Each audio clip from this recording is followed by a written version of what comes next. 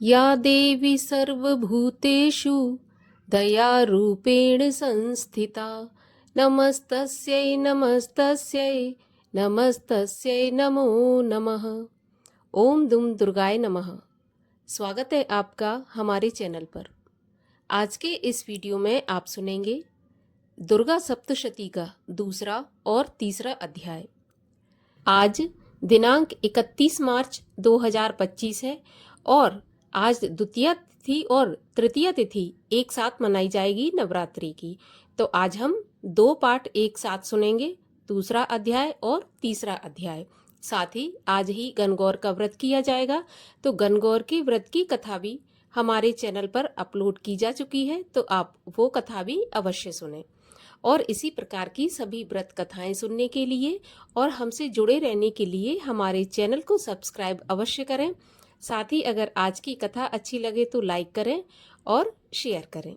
तो अब सुनते हैं दुर्गा सप्तशती के दूसरे अध्याय की कथा। ऋषि बोले, प्राचीन काल में देवी देवता तथा दैत्यों में पूरे 100 वर्ष तक युद्ध होता रहा।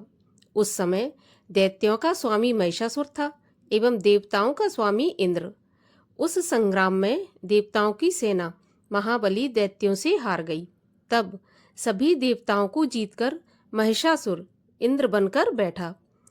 तब हारकर सभी देवता ब्रह्मा जी को आगे कर वहां गए जहां विष्णु तथा शंकर जी विराजमान थे।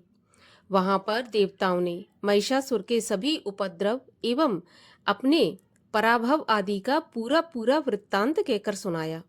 उन्होंने कहा कि महिषासुर ने तो सूर्य, अग्नि, पवन, चंद्रमा, यम तथा वरुण इत्यादि अन्य सभी देवताओं के अधिकार छीन लिए हैं। स्वयं ही सबका अधिष्ठाता बना बैठा है। उसने सभी देवताओं को स्वर्ग से निकाल दिया। महिषासुर महादुरात्मा है। देवता पृथ्वी पर मृत्यों की भांति विचर रहे हैं। उसके वध का कोई उपाय कीजिए। इस प्रकार मधुसूदन तथा महादेव जी ने देवताओं के वचन सुने तो क्रोध से उनकी भौएं तन गईं। तब भगवान विष्णु के मुख से एक महान तेज प्रकट हुआ। इसी प्रकार ब्रह्मा तथा शंकर के मुख से तेज प्रकट हुआ। दूसरे इंद्र आदि देवताओं के शरीर से भी महान तेज प्रकट हो गया। सभी तेज मिलकर एक हो गए। वह तेज पुंज इतना उग्र था जैसे कि जलता हुआ पहाड़ हो। देवताओं ने देखा कि उसकी ज्वालाएं सभी दिशाओं में फैल रही हैं। जब वह एक हुआ तो एक नारी के रूप में परिवर्तित हो गया। महादेव जी के तेज से उसका मुख प्रकट हुआ। यम के तेज से उसके केश हुए। विष्णु के तेज से उस देवी की भुजाएं प्रकट हुईं। चंद्रमा से दोनों स्तन, इंद्र के तेज से उसका कटी प्रदेश, वरुण के तेज से जंघा व उरुस्थल, पृथ्वी के तेज से नितंबों का प्रादुर्भाव हुआ। ब्रह्मा के तेज से दोनों चरण, सूर्य के तेज से चरणों की उंगलियां, वसुओं के तेज से हाथों की उंगलियां, कुबेर के तेज से नासिका का आविर्भाव हुआ। उसके दांत प्रजापति के तेज से प्रकट हुए। अग्नि के तेज से 3 नेत्र हुए। संध्याओं के तेज से दोनों भौएं, वायु के तेज से दोनों कान उत्पन्न हुए। इसी प्रकार समस्त देवताओं के तेज द्वारा भगवती का प्रादुर्भाव हुआ। इस प्रकार सभी देवताओं के तेज पुंज से प्रकट हुई देवी जी को देखकर महिषासुर से पीड़ित समस्त देवता प्रसन्न हुए। महादेव ने देवी को अपने त्रिशूल से शूल निकालकर दे दिया। श्री विष्णु जी ने अपना सुदर्शन चक्र प्रकट करके दिया। वरुण ने शंख तथा अग्नि ने उसे शक्ति दी। मारुत ने उन्हें धनुष दिया और बाणों से भरपूर 2 तरकश दिए। देवराज इंद्र ने अपने वज्र से वज्र पैदा करके दिया। फिर सहस्त्र नेत्र इंद्र ने ऐरावत हाथी से घंटा प्रदान किया। यमराज ने कालदंड से दंड प्रदान किया। सागरपति ने रुद्राक्ष माला अर्पित की। ब्रह्मा ने कमंडल भेंट किया।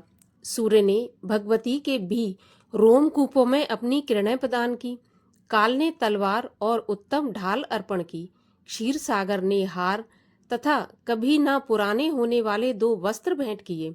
इसी प्रकार चूड़ामणि, दिव्य कुंडल तथा 2 कड़े भी भेंट किए। तथा चमकता हुआ अर्धचंद्र, सभी भुजाओं के लिए बाजूबंद, चरणों के लिए नुपुर और कंठ के लिए सर्वोत्तम कंठला भेंट किया। इसी प्रकार सभी उंगलियों के लिए जड़ित अंगूठी प्रदान की। विश्वकर्मा ने निर्मल परशु भेंट किया और अनेक रूपों वाले अस्त्र, अभेद कवच, मस्तक तथा गले में धारण करने के लिए योग कभी न कुमलाने वाली कमलों की माला अर्पित की। सागर ने उसे बहुत सुंदर कमल दिया। हिमालय ने वाहन के लिए सिंह एवं और भी अनेक प्रकार के रत्न भेंट किए। कुबेर ने सुरा से भरपूर पात्र दिया। सभी नागों के स्वामी एवं पृथ्वी धारण करने वाले शेष जी ने महामणियों से सुशोभित नागहार दिया। इसी प्रकार सारे देवताओं ने भी भूषण एवं आयुधों के द्वारा देवी का सत्कार किया। उसके बाद भगवती ने अट्टहास करके ऊंचे स्वर में गर्जना की। उसके भयानक नाद से सारा आकाश भर गया। तब देवगण प्रसन्न होकर उस सिंह वाहिनी देवी की जय जयकार करने लगे। मुनियों ने भक्ति भाव से नम्र होकर देवी जी की स्तुति की। इधर देवताओं के शत्रुओं ने सारी त्रिलोकी को क्षोभग्रस्त देखा। तब तो वे अपनी सारी सेना को कवच आदि से तैयार कराकर अस्त्र शस्त्र लेकर झट से उठकर खड़े हो गए। महिषासुर क्रोध में आकर बोला, अरे ये क्या हो रहा है? इतना कहकर सभी दैत्यों के साथ घिरकर उस सिंहनाद की ओर भागा। वहां जाकर उसने तीनों लोकों को अपने तेज से प्रकाशित करती हुई देवी को देखा। उस देवी के चरणों के भार से पृथ्वी दबी जा रही थी। माथे के मुकुट से आकाश पर रेखाएं पड़ती जा रही थीं। उसके धनुष की टंकार से सातों पाताल क्षोभग्रस्त थे और हजारों भुजाओं से भी सभी दिशाओं को ढककर देवी खड़ी हुई थी। देवी जी के साथ उन दैत्यों का युद्ध आरंभ हो गया। नाना प्रकार के अस्त्र शस्त्रों के प्रहारों से दसों दिशाएं भर गईं। महिषासुर का सेनापति उस समय चिक्षुर नाम का एक महान दैत्य था। देवी जी के साथ उसी का युद्ध होने लगा।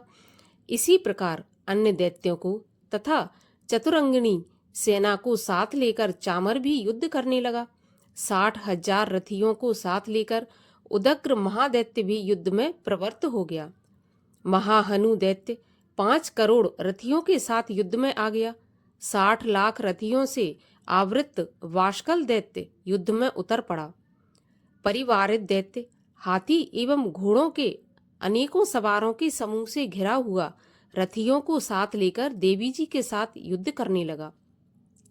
उस रण आंगन में स्वयं महिषासुर भी रथों, हाथियों एवं अश्वों की सेनाओं से घिरा खड़ा था। तोमर, भिंदीपाल, शक्ति, मूसल, परशु, पट्टिश, खंग आदि अस्त्रों से युद्ध में देवी जी के साथ युद्ध करने लगे। कुछ दैत्यों ने देवी जी पर शक्तियां छोड़ी एवं दूसरे ने पाश फेंके। तब चंडिका देवी ने अस्त्र शस्त्रों की वर्षा करके उन्हें तोड़ डाला। इधर देवी जी का वाहन सिंह भी क्रोध में आ गया। अपने गर्दन के बाल हिलाता हुआ दैत्यों की सेना में इस प्रकार घूमने लगा जैसे कि वन में अग्नि फैलती जा रही हो। उस युद्ध भूमि में युद्ध करती हुई अंबिका ने जितने श्वास छोड़े वे ही झटपट सैकड़ों हजारों गणों के रूप में परिणित हो गए। प्रकट होकर उन गणों ने खंग, भिंदीपाल, परशु, पट्टिश आदि शस्त्रों से युद्ध प्रारंभ कर दिया। देवी जी की शक्ति से वृद्धि पाकर वे गण दैत्यों का नाश करने लगे। साथ में दूसरे गण नगाड़े, शंख आदि बजाने लगे। महती प्रसन्नता देने वाले उस युद्ध रूप उत्साह में कुछ एक ने मृदंग बजाए। तब देवी जी ने त्रिशूल, गदा और शक्तियों की वर्षा से तलवार आदि शस्त्रों से महान सैकड़ों असुर मार डाले और दूसरे कितने ही दैत्यों को घंटा के भयप्रद नाद से मूर्छित करके मारकर गिरा दिया। मरे हुए दैत्यों को पास से बांधकर पृथ्वी पर घसीट डाला। कितने तो गदा की चोट से घायल होकर पृथ्वी पर सो गए। मूसलों के प्रहार से कई एक रुधिर वमन करने लगे एवं कई एक शूल द्वारा वक्ष स्थल फट जाने से पृथ्वी पर सो गए। कितने ही दैत्य बाणों की वर्षा द्वारा युद्ध करते हुए प्राण छोड़ने लगे। कितने ही दैत्यों की भुजाएं कट गईं, कितनों की गर्दन छिन्न भिन्न हो गई। कई दैत्यों के सिर कट गए, कुछ बीच से कट गए। कुछ दैत्यों की जंघाएं कट गईं व पृथ्वी पर गिर गए, और कुछ एक दैत्यों को तो एक भुजा, एक आंख और एक पांव वाला करके दो टुकड़े कर डाले। मार मार कर गिराए हुए रथी, हाथी, घोड़े एवं असुरों की लाशों के द्वारा जहां महायुद्ध हो रहा था, वहां की पृथ्वी इस प्रकार भर गई कि वहां पर आना जाना कठिन हो गया। वहां सेना एवं असुरों के रुधिर से रुधिर की बड़ी बड़ी नदियां बहने लगीं। जगदम्बा जी ने एक क्षण में ही दैत्यों की महती सेना का इस प्रकार नाश कर दिया, जैसे कि लकड़ियों के बड़े ढेर को अग्नि जला देती है। देवी का वाहन सिंह अपने बालों को छटकाता हुआ, बड़ी गर्जना करता हुआ दैत्यों के शरीर से मानो प्राण ही चुन रहा हो, इस प्रकार घूमने लगा। देवी जी के उन गणों ने महाअसुरों के साथ बड़ा युद्ध किया, जिससे देवता प्रसन्न होकर आकाश से पुष्पों की वर्षा करने लगे। तीसरा अध्याय। ऋषि बोले, महाअसुर चिक्षुर सेनापति ने जब यह देखा कि सेना तो इस प्रकार मारी जा रही है, तब उसे बड़ा क्रोध उत्पन्न हो गया और वह स्वयं भी अंबिका के साथ युद्ध करने निकल पड़ा। युद्ध में जाकर उसने देवी जी पर बाणों की इस प्रकार वर्षा की, जैसे मेघ सुमेरु पर्वत की चोटी पर जाकर जलधारा बरसा रहा हो। तब देवी ने उसके बाण समूहों को खेत में ही काट डाला। फिर बाणों द्वारा उसके सारथी और घोड़ों को मार डाला। फिर झटपट उसका धनुष और ऊंची लहराती ध्वजा काटकर गिरा दिए। जब उसका धनुष कट चुका, तब अपने बाणों से उसके अंग बींध डाले। जिसका सारथी एवं घोड़े मर चुके थे और धनुष कट चुका था, तब वह बिना रथ के पैदल तलवार ढाल लेकर देवी के रथ की ओर दौड़ा। तेज तलवार से सिंह पर जाते ही प्रहार कर दिया। फिर देवी जी की बाम भुजा पर जोर से प्रहार किया। हे राजन, ज्यों ही उसकी तलवार देवी की भुजा पर पड़ी, त्यों ही तलवार टूट गई। फिर असुर ने क्रोध से आंखें लाल लाल करके शूल पकड़ लिया। भद्रकाली जी पर उस दैत्य ने शूल प्रहार किया। यह शूल इस प्रकार चमकता जैसे कि आकाश में सूर्यमंडल गिर रहा हो। देवी जी ने अपनी ओर आते हुए शूल को देखकर उस पर अपना शूल चला दिया, जिससे वह शूल सैकड़ों टुकड़े हो गया। साथ में उस चिक्षुर महादैत्य के प्राण निकल गए। जब महिषासुर का बलवान सेनापति मारा गया, तब देवशत्रु चामर हाथी पर बैठकर आ गया और आते ही उसने अंबिका देवी पर शक्ति का प्रहार किया। श्री देवी जी ने हुंकार द्वारा ही तेजहीन कर उसे जमीन पर गिरा दिया।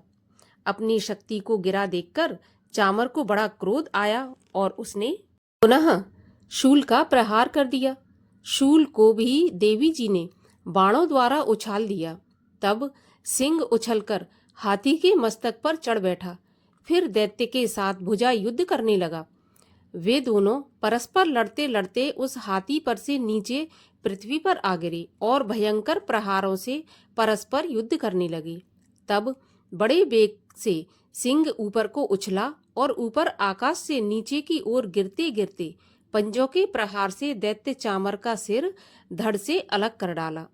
देवी जी ने शिला एवं वृक्ष आदि से युद्ध में उदग्र को मार डाला। फिर कराल को भी दांतों, मुक्का एवं थप्पड़ों के द्वारा मार गिराया। क्रोध में परिपूर्ण देवी ने गदा की चोटों से उद्धत को भी चूर चूर कर दिया। भिंदीपाल शस्त्र द्वारा वाशकल तथा बाणों द्वारा अंधक एवं ताम्र को मारकर यमधाम भेज दिया। त्रिनेत्रधारी देवी परमेश्वरी ने उग्रास्य, उग्रवीर, महाहनु नाम के दैत्यों को त्रिशूल द्वारा मार दिया। तलवार से विडाल का सिर धड़ से अलग कर दिया। दुर्धर और दुर्मुख इन दोनों को बाणों द्वारा यमपुरी पहुंचा दिया। इस प्रकार अपनी सेना का नाश होता देखकर भैंसे का रूप बनाकर महिषासुर उन गणों को डराने लगा। कुछ एक गणों पर अपने थुथनों से प्रहार किया, दूसरों को सींगों से फाड़ा, कुछ एक को वेग द्वारा और दूसरों को सिंगनाद द्वारा, और घूमने से अन्यों को श्वास वायु द्वारा पृथ्वी पर मार गिराया। इस प्रकार गण सेना को गिराकर वह महिष सिंह की ओर झपटा। जैसे ही सिंह को मारने लगा तब जगदम्बा को क्रोध उत्पन्न हुआ। इधर महापराक्रमी महिषासुर भी क्रोध से पृथ्वी तल को अपने खुरों से खोदने लगा, फिर सींगों से बड़े ऊंचे ऊंचे पहाड़ उठाकर फेंकने लगा, साथ में गरजने लगा। वेग के साथ घूमने पर पृथ्वी क्षुब्ध होकर फटने लगी। उसने पूंछ से समुद्र पर प्रहार किया, जिससे क्षुब्ध होकर समुद्र पृथ्वी को चारों ओर से डुबाने लगा।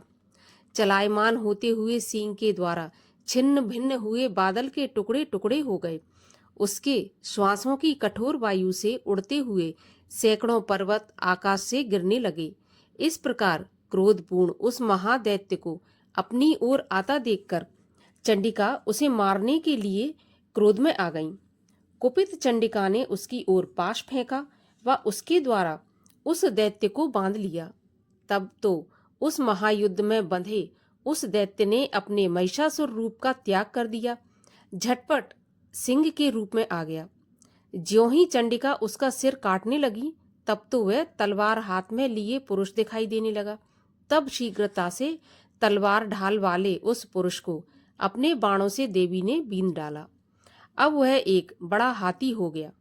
अपनी सूंड से देवी के सिंग को खींचा, फिर गरजने लगा। उसके खींचते समय अपनी खड्ग के द्वारा देवी ने उसकी सूंड को काट दिया।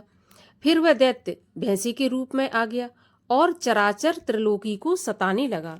तो जगत माता चंडिका क्रोध में आकर फिर उत्तम मधुपान करने लगी और लाल लाल नेत्र करके हंसने लगी। वह दैत्य भी बल पराक्रम के मद में उन्मत्त होकर गरजने लगा और अपने सींगों से पहाड़ उठा उठाकर देवी की ओर फेंकने लगा। देवी जी ने भी अपने बाणों के समूह से उसके फेंके हुए पर्वतों को चूर चूर कर दिया। तब सुरापान के मद के कारण लाल लाल नेत्र वाली चंडिका जी ने कुछ अस्त व्यस्त शब्दों में कहा। देवी जी बोली, हे मूढ़, जब तक मैं मधुपान कर लूं तब तक तू क्षण भर के लिए गरज ले। मेरे द्वारा संग्राम भूमि में तेरा वध हो जाने पर तो शीघ्र ही देवता भी गरजने लगेंगे। ऋषि बोले। इस प्रकार कहकर देवी जी उछलकर उस महादैत्य पर चढ़ गईं।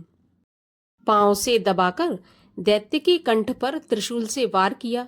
देवी के पांव से दबे हुए उस दैत्य ने अपने मुख से बाहर निकलने का प्रयत्न दूसरे रूप में किया। अभी आधा निकल ही पाया था कि देवी जी ने अपने पराक्रम द्वारा उसे वहीं रोक लिया। आधा निकलकर भी उस दैत्य ने युद्ध करना नहीं छोड़ा। तब देवी जी ने अपनी तलवार से उसका सिर काटकर नीचे गिरा दिया। दैत्य सेना हाहाकार करने लगी।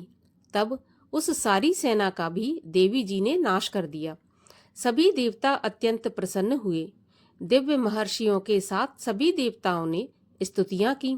गंधर्वराज गायन करने लगे और अप्सराएं नाचने लगीं। इस प्रकार देवी जी ने महिषासुर और उसकी सेना का वध किया और यहीं पर दूसरा और तीसरा अध्याय भी समाप्त होता है। चौथे अध्याय की और सभी अध्यायों की कथाएं सुनने के लिए चैनल को सब्सक्राइब अवश्य कर लीजिएगा।